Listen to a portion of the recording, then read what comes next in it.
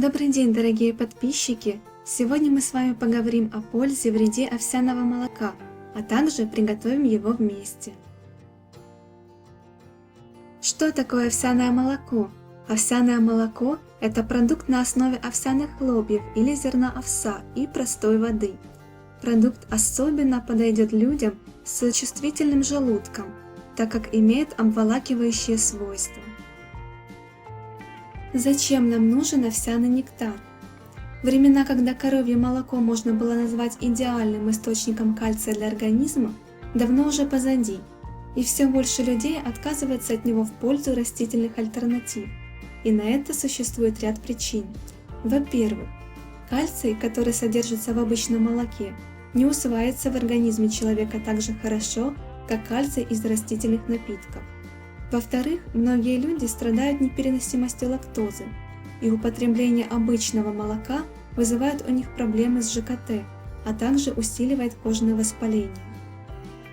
Овсяное же молоко прекрасно усваивается организмом, обеспечивает его всеми необходимыми веществами, в числе которых белок, клетчатка, витамины группы В, железо, кальций, фосфор и кремний.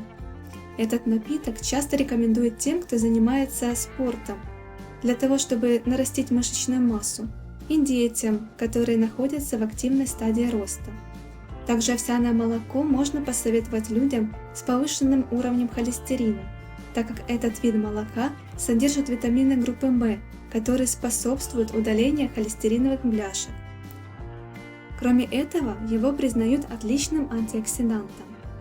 И, конечно же, такое альтернативное молоко является идеальным для похудения, так как влияет на нормализацию обмена веществ и обладает низкой калорийностью. Есть ли у овсяного молока недостатки? Несмотря на огромное количество преимуществ, этот напиток не следует употреблять следующим лицам. Люди с аллергией на злаковые. Особенно это касается тех, кто страдает непереносимостью глютена. Пациентам с остеопорозом. Это связано с тем, что в составе хлопьев из овса есть фитиновая кислота. Но тут следует отметить, что овес, а следовательно и овсяное молоко, также содержит фитиновую кислоту.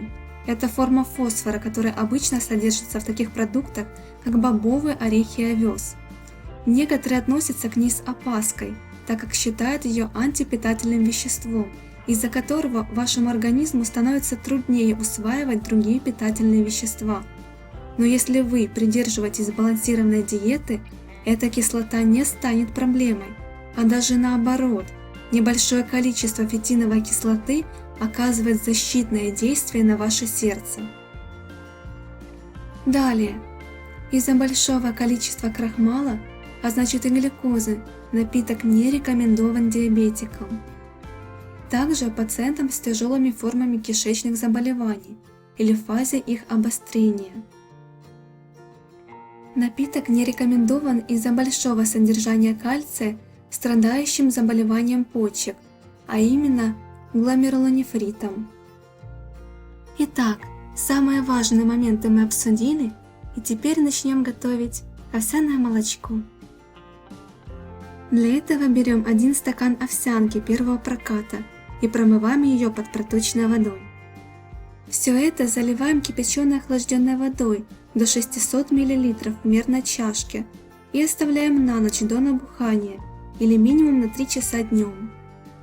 Далее в молочко можно ничего не добавлять, а можно добавить банан, хурму, финики, мед, чтобы подсластить молочко. И следующим этапом мы взбиваем блендером это все до состояния киселя. Третьим этапом мы выдавливаем через марлю овсяное молочко.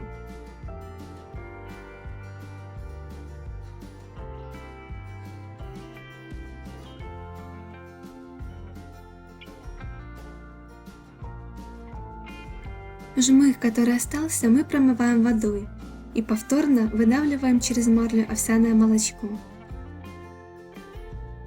На выходе у нас получился 1 литр молочка.